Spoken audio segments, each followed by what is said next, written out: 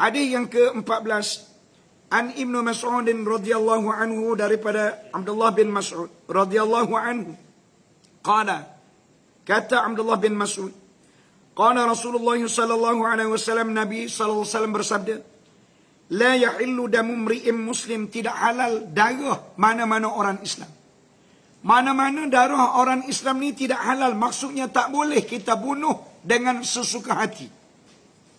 Illa bi ihdai thalath, kecuali dengan salah satu daripada tiga perkara ni. Baru halal darah orang Islam itu dilakukan. Selagi mana tidak ada salah satu daripada tiga perkara ini, tidak dihalalkan kita menumpahkan darah setiap orang Islam. Yang pertamanya, darah siapa dia? Darah orang Islam yang bagaimana? Yang dihalalkan kita menumpah darahnya. Yang pertama, as-sayyibuz zani, iaitu orang janda yang berzina. Janda yang berzina, darah dia halal.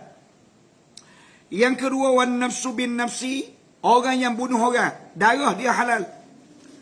Yang ketiga, wattariku lidinihil mufarriku lil jamaah, orang yang meninggalkan agama, yang memisahkan daripada jemaah. Maksudnya orang yang murtad. Orang yang murtad, darah dia halal. Baik, apa yang dimaksudkan dengan as-sayyibuz zani, janda yang zina?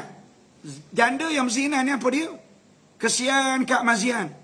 Saya sebut janda, kalau gitu orang lelaki tak kena lah. Asyik-asyik orang puan jauh saya ni dengan molek.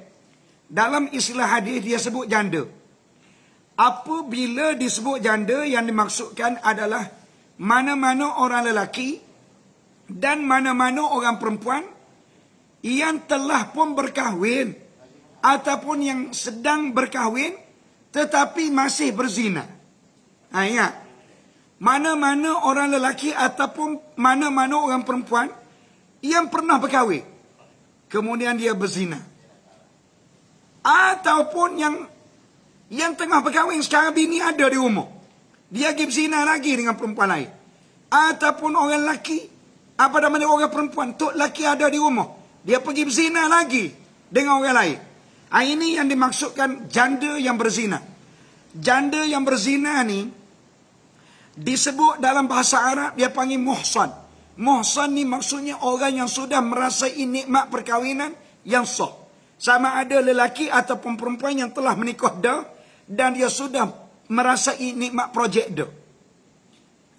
Dia telah merasai nikmat projek dah, tiba-tiba dia pergi berzina lagi.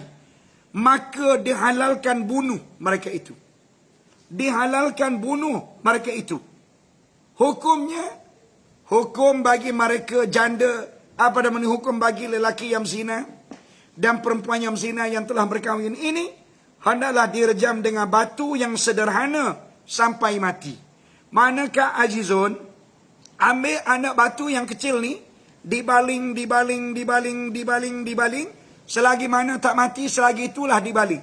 Kalau sebulan tak mati, sebulanlah dibaling. Sehingga dia mati. Kenapa kejam gitu? Nampak Islam tidak kejam. Yang kejamnya adalah kamu. Molek-molek bini ada dah di rumah, dia main lagi dengan orang lain. Sedangkan Nabi kata, apabila kamu melihat seorang perempuan, kemudian bangkitnya nafsumu. Kita tengok orang perempuan tu timbul kegeraman. Sudah. Apabila timbul kegeraman, kata Nabi, falta'ti ahlah, balik cepat-cepat datangi bini kamu. Fa innal bud'a wahidum, kerana kemaluan yang kamu rasa comel, yang kamu rasa sedap, yang kamu rasa hebat pada perempuan yang kamu nampak itu, sama juga dengan kemaluan yang ada pada binimu. Nabi ajar kita. Memanglah Faris, siapa-siapa pun apabila tengok betina ni geram belaka. Selain daripada tengok bini, tengok orang lain geram. Bila timbulnya kegeraman, Nabi ajar kita falta'ti ahlah, balik cepat-cepat datangi binimu. Kenapa? Kerana fa innal bud'a wahidum, kemaluan yang kamu rasa nampak ada pada orang tu menarik perhatianmu, sama juga dengan kemaluan yang ada pada binimu. Baik.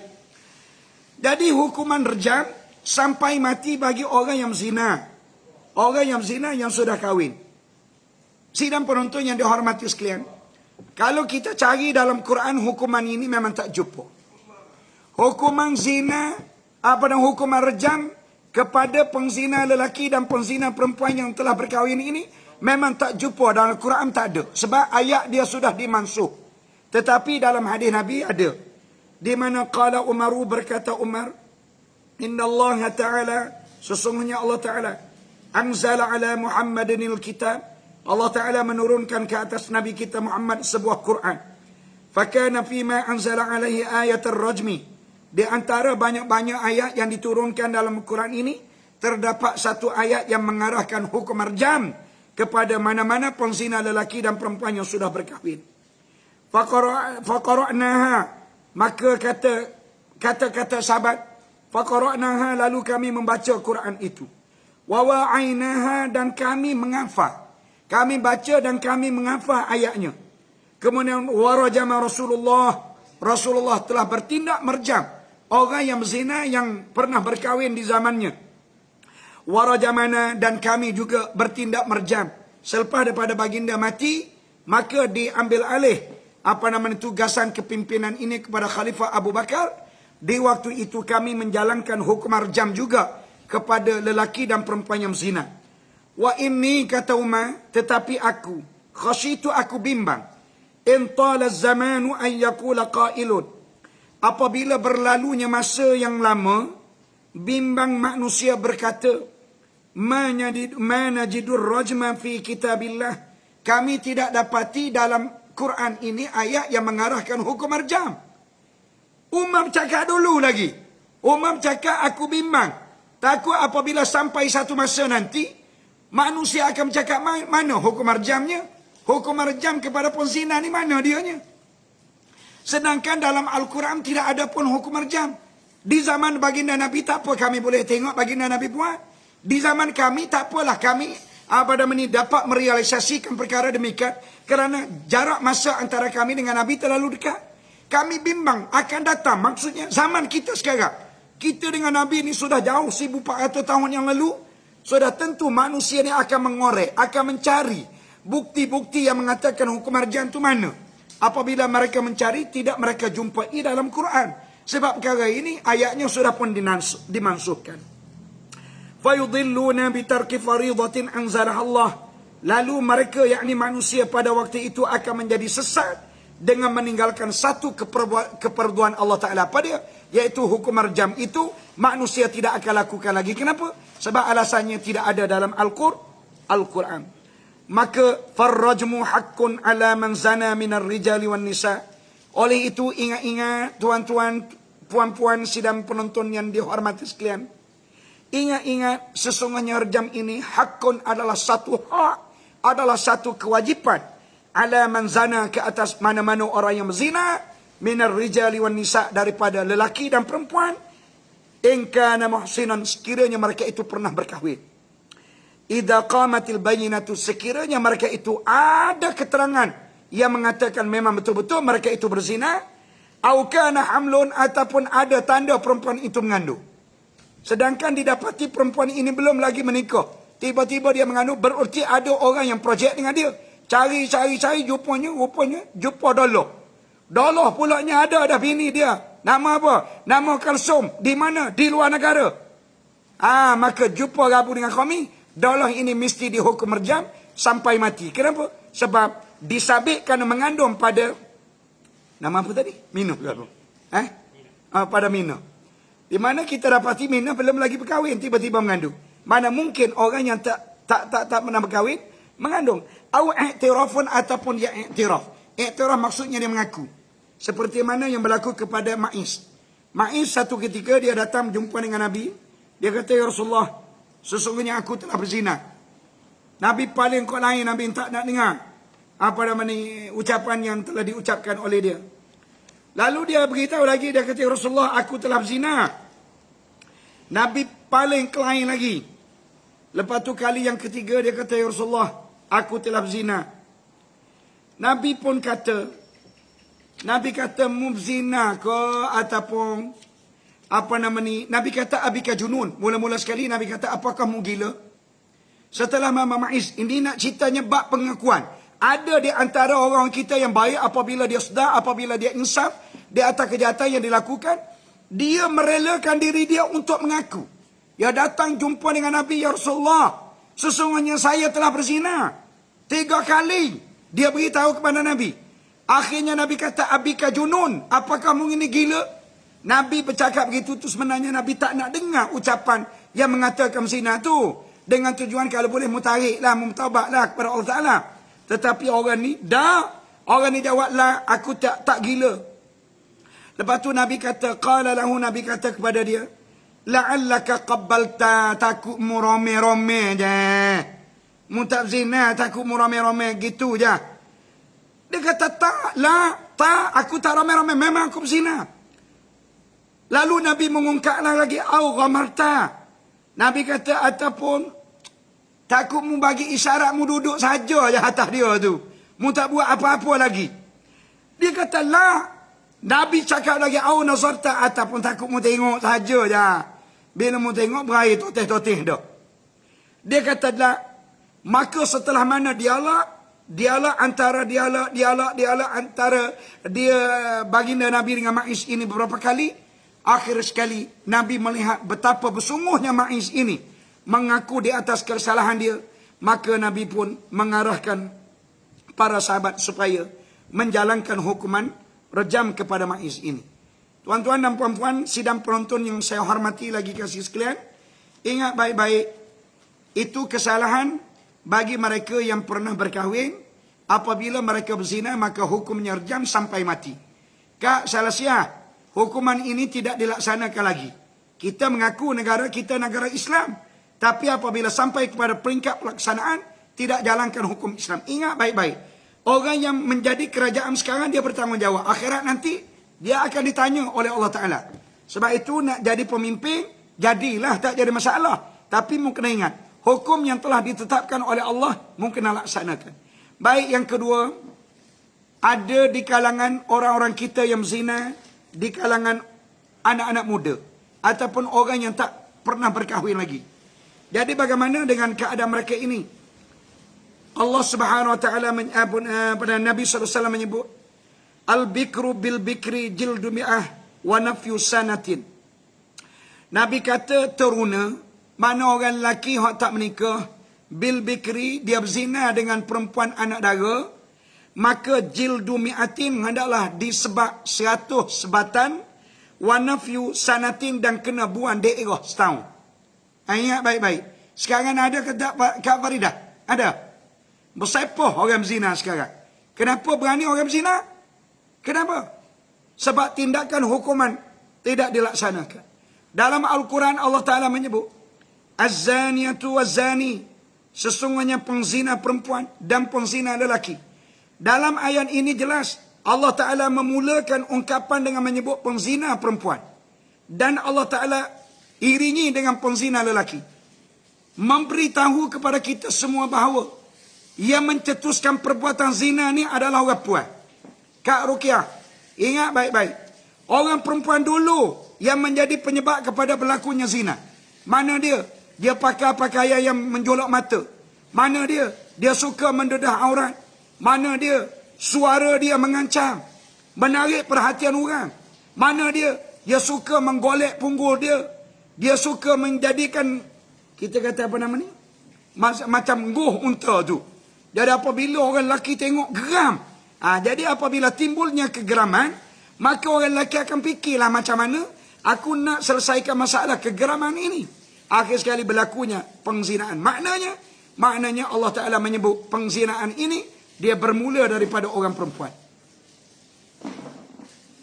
Okey? Allah Ta'ala mengatakan, mana-mana perempuan yang berzina dan lelaki yang berzina, fajlidu kulla wahidin minhuma mi'ata jaldah, maka hendaklah dirotan mereka, hendaklah disebab mereka 100 sebab. Wala ta'khuzkum bihima ra'fatun fi dinillahi in kuntum tu'minuna billahi wal yawmil akhir. Allah Ta'ala ajar kepada para pemimpin, apabila didapati lelaki dan perempuan ini berzina, hei pemimpin, mungkin sebab mereka setiap orang 100 sebab. Yang kedua, wala ta'khuzkum bihima ra'fatun, jangan mendatangi perasaan simpati terhadap mereka ini di dalam menjatuhkan hukuman. In kuntum tu'minuna billahi wal yawmil akhir, sekiranya mu betul-betul beriman dengan Allah dan sekiranya kamu betul-betul beriman dengan hari akhirat. Ingat. Apa berlaku sekarang? Ada tindakan? Tak ada. Kalau ada pun sikit, mana 6 sebatan, 7 sebatan. Memang tidak spesifik. Mereka ini akan diseksa oleh Allah Ta'ala. Mereka tu siapa? Pemimpin dan juga orang yang dikenakan hukuman sekarang. Orang yang dikenakan hukuman bukan hukuman Islam. Di akhirat nanti dia kena lagi. Manakala pemimpin yang tidak melaksanakan hukuman Islam juga dikenakan tindakan. Yang ketiga, wal yashhad 'adzabahuma ta'ifatun minal mu'minin, dan hukuman itu hendaklah disaksikan oleh sekumpulan daripada orang-orang yang beriman. Sebab itulah para ulama mengatakan hukuman sebab ini hendaklah dibuat pada hari Jumaat, pada waktu orang ramai keluar daripada masjid. Ini hukuman ini banyak dilaksanakan di Indonesia. Indonesia bagus. Mana apabila orang keluar daripada masjid, maka jalankan hukuman sebab. Sekarang hukuman sebab di mana? Di penjara. Siapa dia yang tengok? 2-3 orang je tengok. Tujuan apa disuruh sebab depan orang? Orang ramai. Tujuannya supaya orang ramai menyaksikan. Apabila mereka menyaksi, maka timbul kegerungan, timbul ketakutan. Akhirnya manusia ramai tidak akan melakukan perbuatan yang dilarang itu. Baik, yang kedua, wan nafsu bin nafsi, membunuh orang tanpa sebenar. Yang ketiganya, wattariku lidinihi, orang yang murtad, orang yang meninggalkan agama juga hendaklah dibunuh. Jadi sekadar itu dulu yang dapat sampaikan pada malam ini. InsyaAllah sama-sama kita berdoa kepada rakan-rakan kita yang terkena COVID ini. Mudah-mudahan mereka diberi kesembuhan segeranya oleh Allah Ta'ala. Bismillahirrahmanirrahim. Alhamdulillahi Rabbil Alamin. Wassalatu wassalamu ala Rasulillah wa ala alihi wa sahbihi ajmain. Ya Allah, ya Tuhan kami pohon kepadamu berilah kesehatan yang sebaik-baiknya kepada rakan-rakan kami yang terkena COVID-19 ini. Antaranya Yunus bin Badawi, antaranya kaum keluarga Ustazah Hidayah. Ya Allah, ya Tuhan kami, kaum keluarga Ustazah Hidayah sebenarnya 2 orang suami dan anaknya sahaja yang terkena COVID. Hari ini didapati semua keluarga dia 6 orang terkena COVID. Ya Allah, kami pohon kepadamu berilah kesehatan segera kepada mereka ini, termasuklah anak baby yang kecilnya. Ya Allah, berilah kesehatan kepada Muhammad Faris bin Jahaya, kepada Ismail bin Usman, kepada Nur Shuz Yana, kepada Harun, kepada Kak Kia, dan juga kepada semua anak-anaknya. Ya Allah, ya Tuhan kami pohon kepada mereka-mereka yang positif COVID ini, diberi kesehatan segeranya kepada mereka. Ya Allah, lindungilah kami daripadanya. Ya Allah, kami pohon agar hilangkanlah COVID-19 ini daripada terus melanda dunia dan negara kami. Ya Allah, semua dosa yang kami lakukan ampunkanlah. Ya Allah, berilah kebaikan demi kebaikan kepada kami. Masukkanlah kami semuanya ke dalam syurga-Mu, ya Allah. Ya Allah, murahkanlah rezeki kepada kami, rezeki yang halal lagi berkah, serta kurniakanlah kepada kami anak cucu yang saleh serta salihah. Ya Allah, ya Tuhan kami pohon kepadamu, ya Allah, berilah kebaikan kepada Balu Ustaz Abdul Rahman, kepada Balu arwah Ustaz Abdul Rahman, yaitu Mastura, dan juga kepada anak-anaknya. Berilah kepada Mastura ini dapat mendidik anak-anaknya dengan didikan yang terbaik, dan berilah kebahagiaan yang terbaik yang kepada beliau menjadi manusia yang terbaik. Ya Allah, berilah kesihatan kepada kakakku Kak Z. Ya Allah, ya Tuhan kami, berilah kesihatan kepada Pak Hasan, ya Allah, yang sekarang ini difahamkan berada di Hospital Tanah Merah, dan juga kepada semua mereka-mereka yang didapati sakit di mana saja mereka berada. Allahumma rabbana hab lana min azwajina wa dhurriyyatina qurrata a'yunin waj'alna lil muttaqina imama. Allahumma rabbana atina fid dunya hasanah fil akhirati hasanatan wa qina adzaban nar wa adkhilna al jannata ma'al abrar ya aziz ya ghaffar ya rabbal alamin walhamdulillahi rabbil alamin. Taqabbalallahu minkum.